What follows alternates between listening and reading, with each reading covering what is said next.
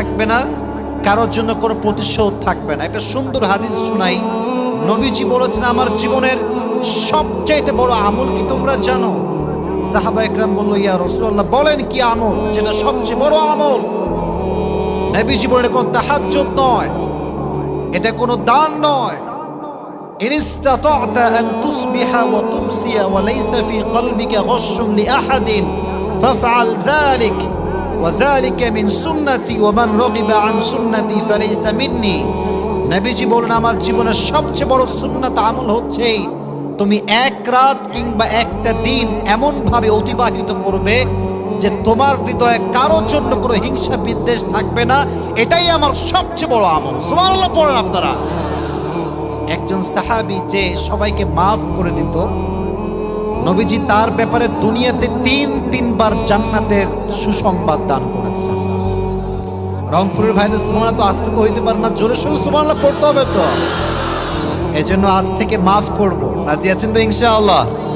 আল্লাহ আমাদেরকে এটা বোঝার তৌফিক দান করুক, পড়া আমিন। আর আসলে ভাই, রাস্তাঘাটের ব্যাপার অনেক কষ্টে থাকি, জ্যাম, মারামারি, কত রকম যে ঝামেলা, তবুও যে আল্লাহ আমাদেরকে নিয়ে আসছে, কথা বলার সুযোগ দিয়েছে। আল্লাহ যেন এইভাবে বাংলাদেশের প্রত্যেকটা প্রান্তে প্রান্তে আমাকে কথা বলার সুযোগ দান করে, সকলে পড়া আমিন। তবে এতটুকু বলতে পারি, আজকের ওয়াজ যে শুনবে তার জীবনের সমস্ত দুঃখ কষ্ট হালকা হয়ে যাবে। সুবহানাল্লাহ পড়লেন না আপনারা? জীবনের যে ধৈর্যশীল হতে পারে নাই, সে তার জীবনে সফল হতে পারে নাই। ঠিক কিনা যুবকেরা বলো? If you wanna get the ultimate success in your life, then you must have to be patient. যদি আপনি আপনার জীবনে সফল হতে চান, ধৈর্যশীল হওয়ার দরকারটা যুবক ভাইয়েরা আছে না নাই?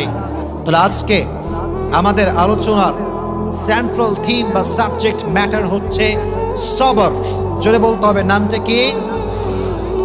তোমরা কথা বলো না কেন? বলেন সবাই মিলে বলেন, বলেন সবর। এবার বলেন ধৈর্য। জীবনে সফল হতে লাগবে কি? বলবেন হুজুর, এটা তো খুবই কমন ওয়ার্ড।